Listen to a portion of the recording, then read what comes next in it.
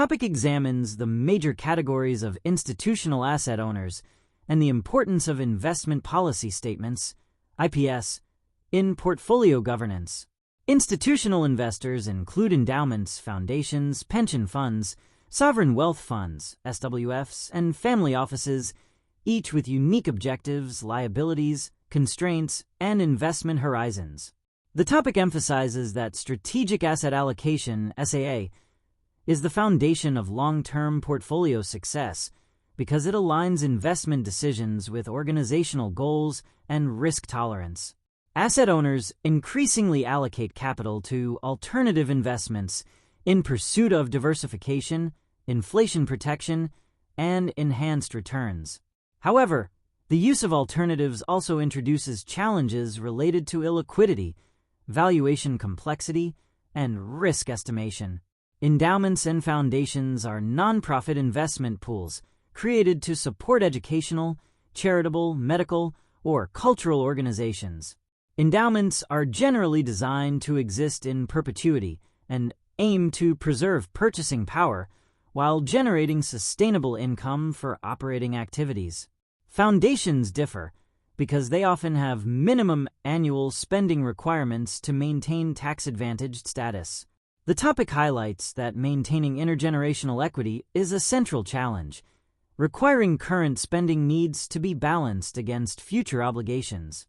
Spending policies, inflation expectations, and return targets significantly influence asset allocation decisions. These organizations typically maintain long investment horizons, allowing larger allocations to private equity, hedge funds, and real assets. Their investment strategies prioritize capital appreciation, inflation-adjusted returns, and stable long-term support for institutional missions.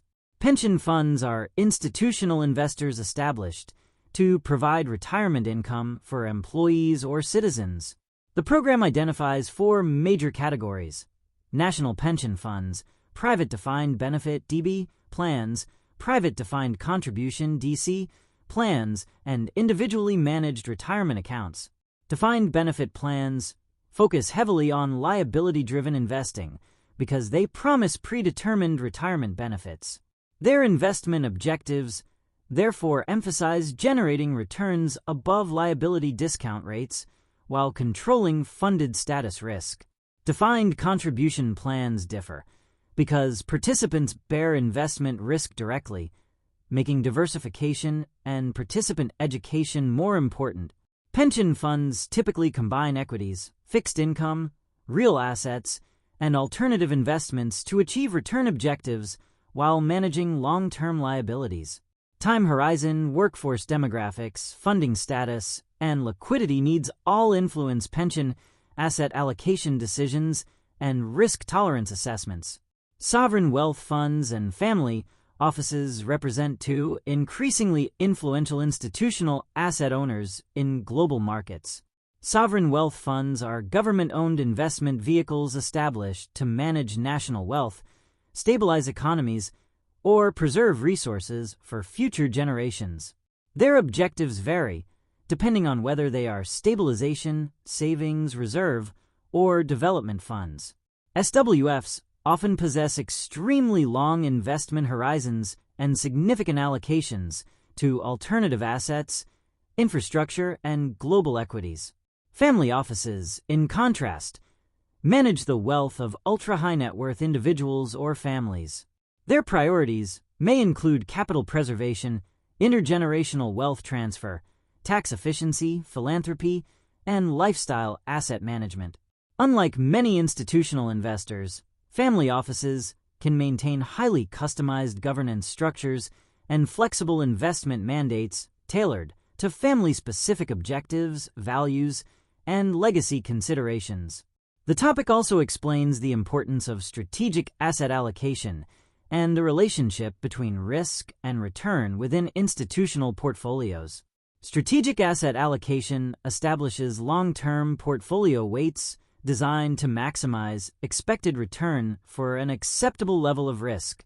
Expected returns are influenced by inflation expectations, real risk-free rates, and risk premiums across asset classes. Alternative investments can enhance diversification and return potential, but they create estimation challenges because of limited historical data, evolving markets, and reduced alpha opportunities as institutional participation increases. Asset owners frequently implement caps and floors on allocations to manage liquidity risk, concentration risk, and governance concerns.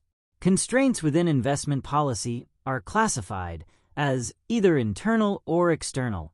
Internal constraints include liquidity needs, time horizon, and sector restrictions, while external constraints include tax rules and regulatory requirements. Investment policy statements are critical governance documents that formalize investment objectives, constraints, responsibilities, and decision-making processes. A well-developed IPS provides strategic discipline, aligns stakeholders, clarifies fiduciary duties, and guides long-term portfolio management during periods of market stress. The IPS typically defines return objectives, risk tolerance, liquidity needs, spending policies, asset allocation guidelines, performance benchmarks, and manager selection criteria. For endowments and foundations, investment objectives often focus on outperforming inflation while sustaining spending requirements. Pension funds emphasize meeting liabilities, while family offices and SWFs tailor objectives according to broader wealth preservation or national policy goals. The IPS also specifies governance structures involving boards of trustees, investment committees, consultants, custodians, and outsourced CIOs. Overall, the IPS serves as the central framework linking institutional mission, risk management, and investment execution.